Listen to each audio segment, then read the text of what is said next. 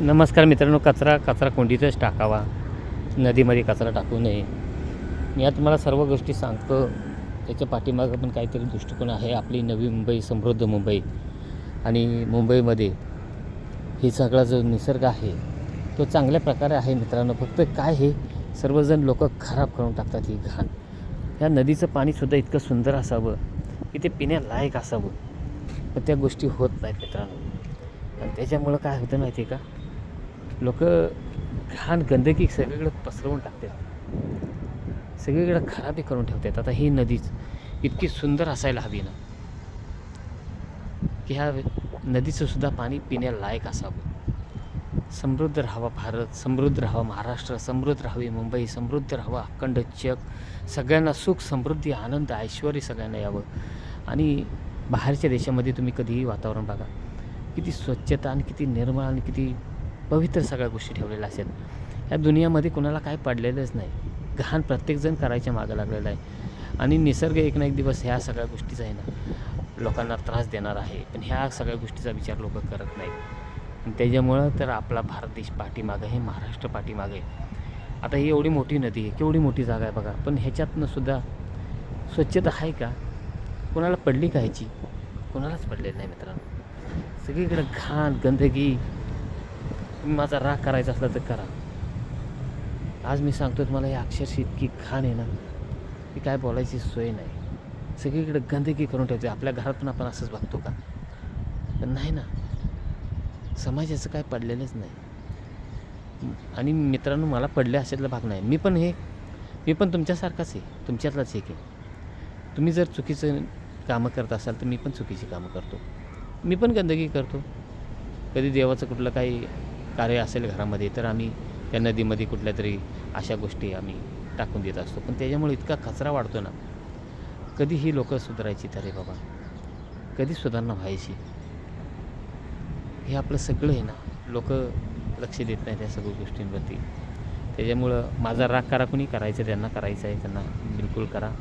माझा काही विषय नाही त्याच्यात. अवश्य राग करा, परंतु आहे ना कुठेतरी ही सुधारणा व्हावी. आपण म्हणतो की ही सुधारणा झाली, ती सुधारणा झाली, बिलकुल नाही आहे. ही तुम्ही गंदगी तुम्ही बघा. या नदीमध्ये किती घाण. काही लोकांनी मला सांगितलं की तुम्ही आम्हाला नदी चांगली स्वच्छ दाखवताय, पण रिअल फॅक्टनं बघायला गेलं तर नदीची दुरावस्था खूप वाईट आहे. खरंच वाईट आहे.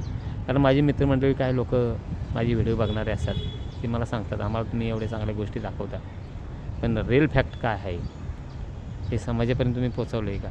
खरंच मित्रांनो, नाही पोचवलं. आणि हे रिअल फॅक्ट तुम्ही बघा, किती गंदगी असते ही. कुठेतरी आपला उन्हाळा, पावसाळा, हिवाळा असतो, तर पावसाळ्यामध्ये नदी हे सर्व घाण वाहून येत असते. पण त्याच्यानंतर जैसे थे पुन्हा परिस्थिती आहे तशीच. मग निसर्ग आपल्याला किती कॉपरेट करत असतो आणि आपण निसर्गाला किती कॉपरेट करतो आहे याचा आपण कधीच विचार केला नाही आणि करणार देखील नाही आहे.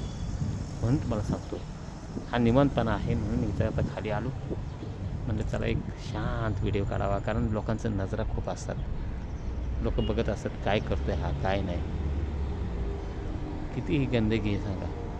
आणि हा सगळा परिसर आहे ना मित्रांनो, हा जो परिसर आहे ना, ते करंजाड्याला, हा ब्रिज, हा जो वरचा ब्रिज गेला तो करंजाड्याला गेला आहे.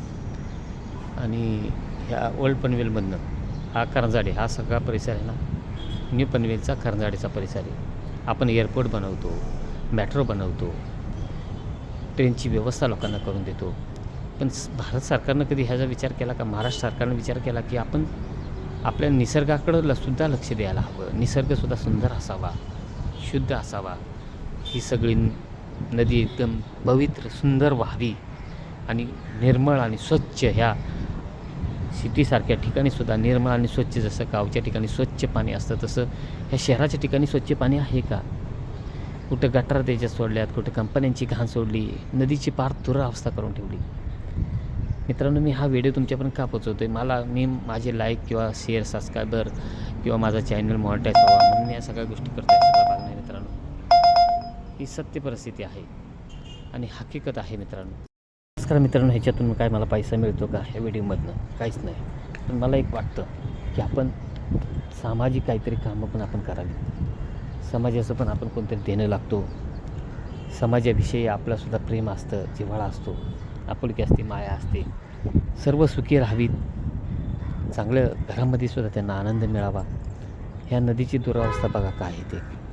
परिसर केवढा मोठा आहे, पण पावसाळ्यात स्वच्छ होते नदी आणि नंतर परत जैसे ती परिस्थिती होऊन बसते. कुठेतरी ह्याचा विचार भारत सरकारनं करावा, महाराष्ट्र सरकारनं करावा. स्वच्छता, निर्मळ असावं. बाहेरचा देश किती सुधारतो आहे, आपणही सुधारायला हवं. हे सर्वांना ह्या गोष्टीचा विचार पडायला हवा. कारण बाहेरच्या देशामध्ये तुम्ही गेला तर किती स्वच्छ आणि निर्मळ सगळ्या गोष्टी असतात. आणि आपलं एवढं ही आपली भारताची संस्कृती नाही आहे. आपण पण स्वच्छता ठेवायला हवी. मोदी साहेब पण एवढी नम्रतेने सर्वांना सांगतात, स्वच्छ राहा, निर्मळ राहा, आजारी कोणी नसावं, सुखी असावा सर्व भारत देशातला प्रत्येक नागरिक. जय हिंद, जय महाराष्ट्र.